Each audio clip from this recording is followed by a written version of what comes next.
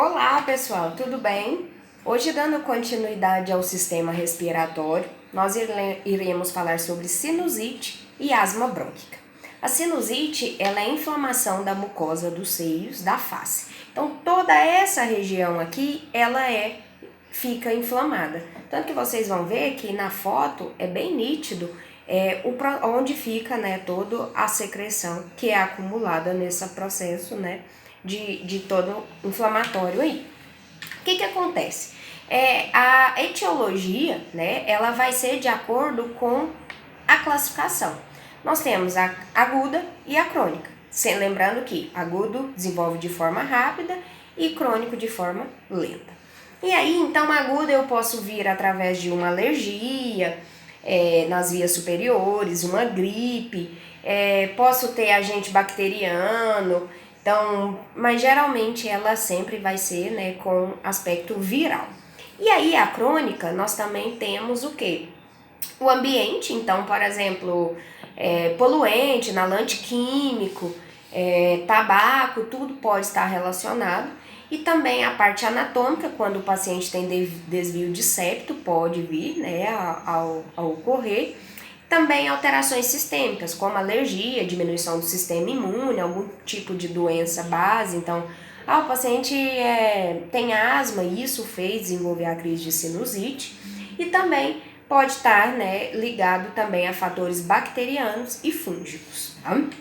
Quanto aos sinais e sintomas, vocês vão ver que alguns são característicos da da parte aguda e outros da crônica, mas em especial a coriza, então aquela secreção, a secreção que ela é purulenta, então ela tem um cheiro muito fétido, tanto que quando está na crise, que vai conversar com o paciente, dá para sentir o cheiro, tem um cheiro que está mesmo com processo secretivo, sem contar que o paciente sente muita cefaleia e a dor facial, então ele vai reclamar.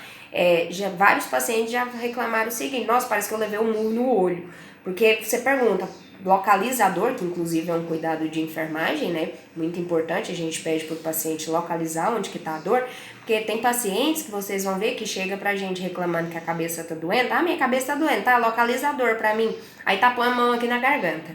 Então, a gente sempre pede para localizar, e aí ele vai pôr a mão e vai falar que aqui, que toda essa região parece que não consegue nem encostar. Se você encostar assim também, desse jeito, você sente a secreção quando o paciente está em crise, tá?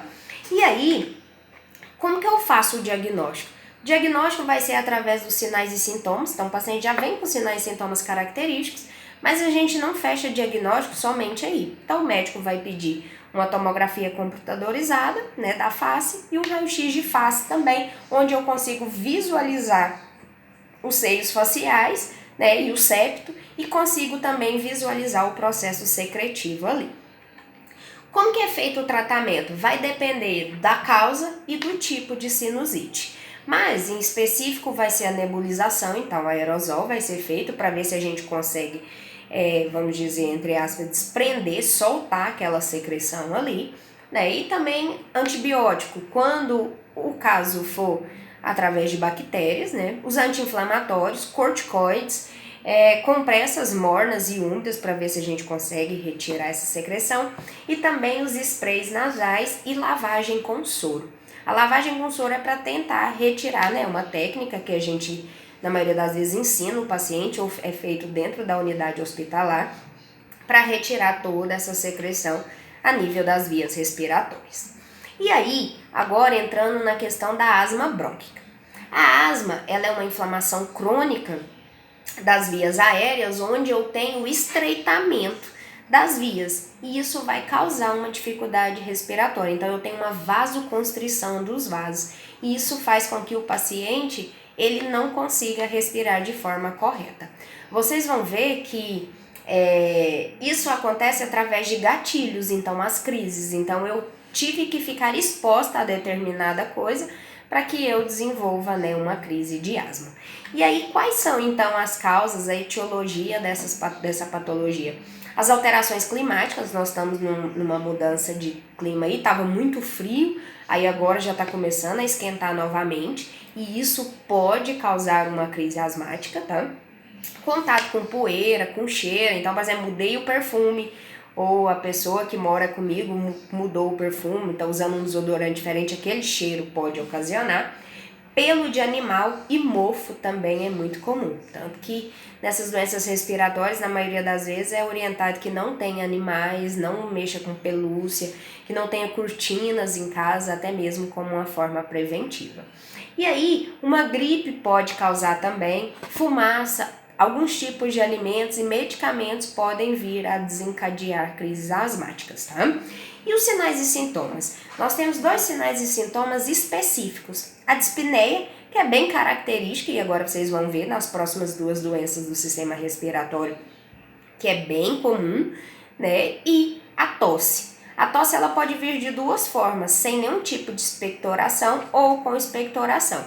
Quando ela vem com expectoração, ela é uma secreção clara, parecendo uma gema de um ovo, tá? Isso aí é o pus mesmo que está sendo produzido ali. Como que eu faço o diagnóstico dessa patologia? Através dos sinais e sintomas do paciente. Então, avalio os sinais e sintomas, mas eu preciso, né, de outros exames. É indicado, então, um raio-x de tórax para a gente avaliar, uma ressonância magnética, em alguns casos até uma tomografia, e uma espirometria. A espirometria, gente, vai avaliar a força pulmonar.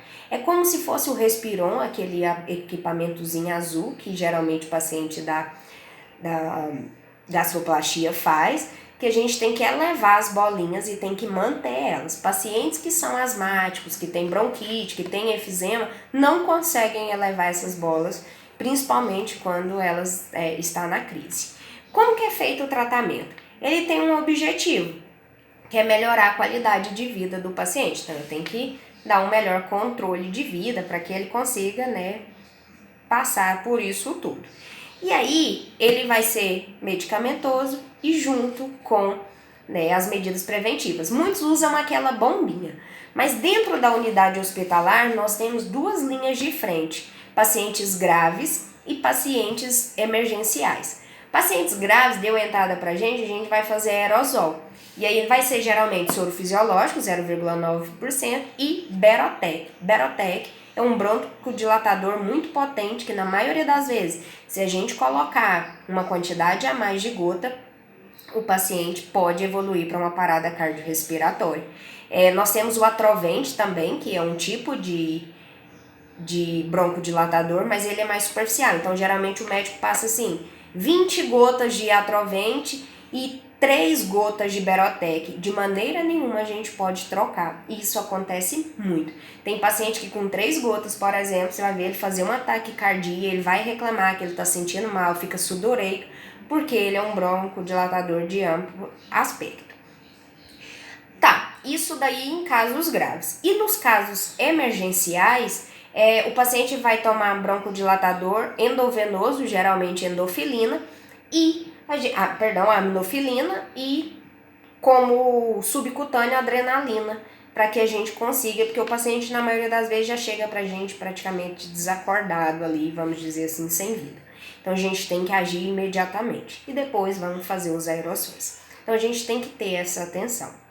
E aí, vocês vão ver que se eu controlar as crises, o paciente tem uma vida normal, super saudável, não vai ter complicações futuras.